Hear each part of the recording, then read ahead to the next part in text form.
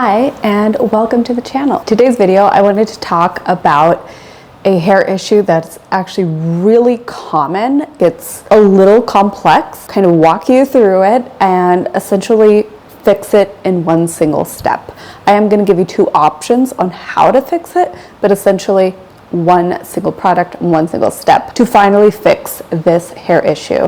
And that is when your base color is too brassy, reddish, or orangey tones that you don't want.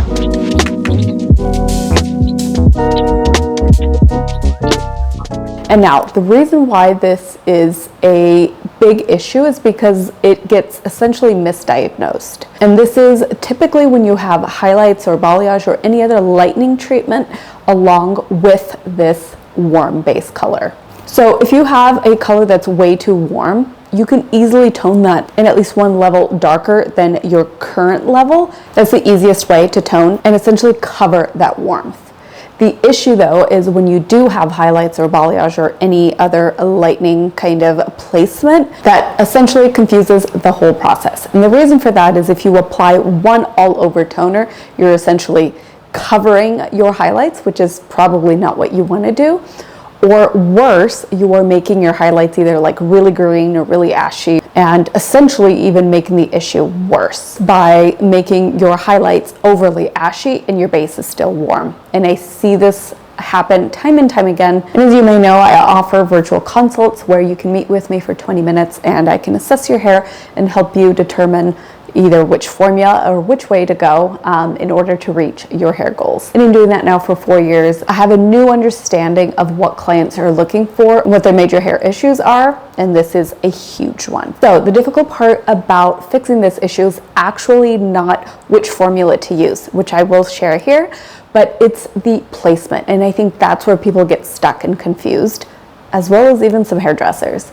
I've seen this issue tried to be fixed in salons and still unsuccessful. And one of the main reasons why I think this happens is typically the client doesn't know what part of their hair is warm, and they'll say, I feel like my hair is too red or too orange, and the hairdresser will assume that they are talking about their entire head of hair. So they will try to ash out the highlights and try to ash out the base. Now, I know that was a lot of information, but stay with me. I'm going to walk you through the steps on how you can isolate and part the hair to do this. And then, of course, share exact formulas for whatever stage you're at with your base color.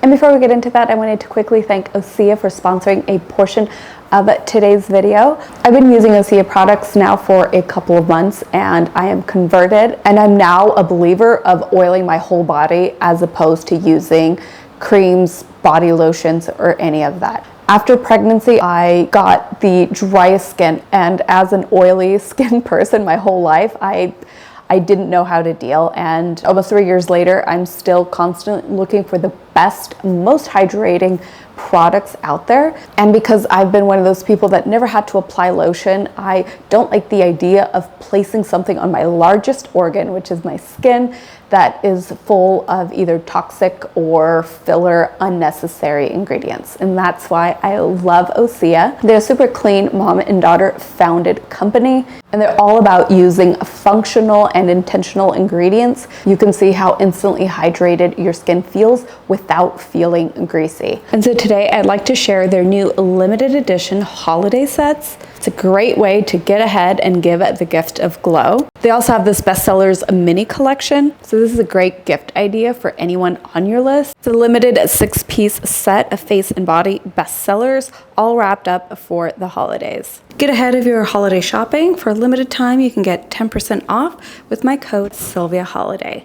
So if you have been looking to try something hydrating and luscious for your skin, take advantage of these sets and these limited time deals and try Osea today. All right, and now for the formulations.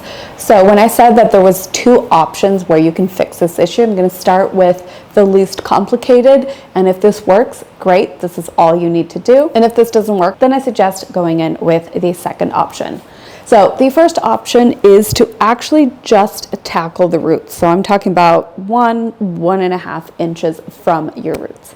Typically, this is the area that is the least forgiving, where we're inside under overhead lighting, whether we're outside in harsh sunlight, anything kind of from here down, the color has a lot more movement as well. And typically the color is just a little more forgiving and looks more beautiful to the naked eye. So essentially doing a root smudge that's maybe a little bit more intense or a little bit ashier than a regular root smudge can sometimes just completely fix this issue, because you no longer see these crazy warm reddish tones at the roots. So if you're a brunette, this formulation here would work great for you.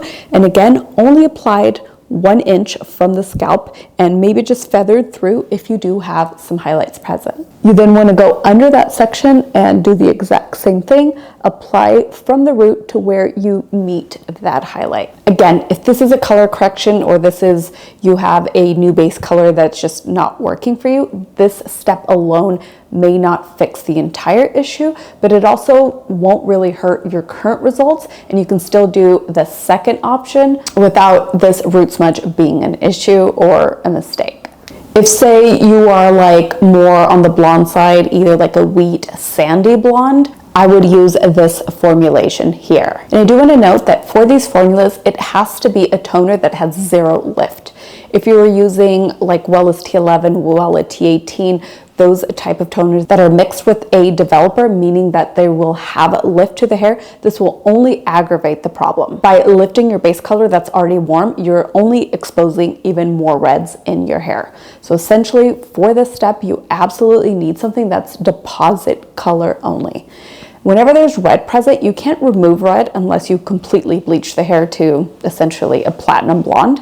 And so the only way to get rid of those warm tones is actually to cover them. So you're not actually getting rid of them, you're essentially staining them with an ashier / darker color. And by the way, I will leave links in the description box for each of these formulas. So let's talk about option 2, which is a little bit more advanced. And so that's where you see a ton of warmth, more than 1 inch from the roots, and it's just in between each highlight. It essentially will feel like you're looking for a needle in a haystack. And so, as I mentioned, you will essentially have to isolate those highlights from that base color in order to go in with a toner that's aggressive enough to actually tone down that base. So the first thing you want to do is just going through the hair and weaving out any piece that you see that is light. And then you're going to grab a foil, place underneath, apply conditioner or a mask that will essentially just be a barrier on the hair. And bonus, you are adding some hydration to your hair during this process.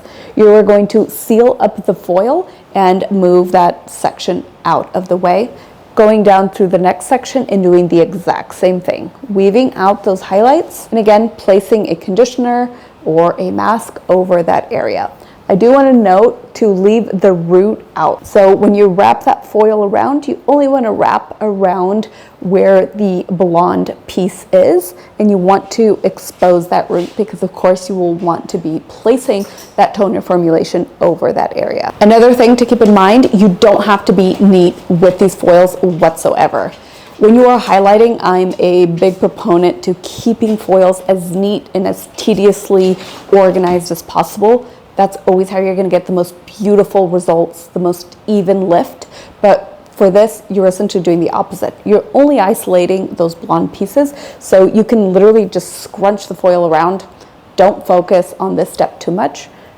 Essentially, all you're doing is trying to cover that highlight from that more aggressive toner. And I say aggressive in terms of the color pigmentation, not that it's harsh on your hair at all. So once you have all those pieces picked out, now if there's something that's a little bit more in between, like where you're like, this is not as dark as my base, but it's not as light as the blonde, then just leave it out and have it toned as well. All right, so I'm just going to show you a quick example of how to do that. You don't need a lot of foil.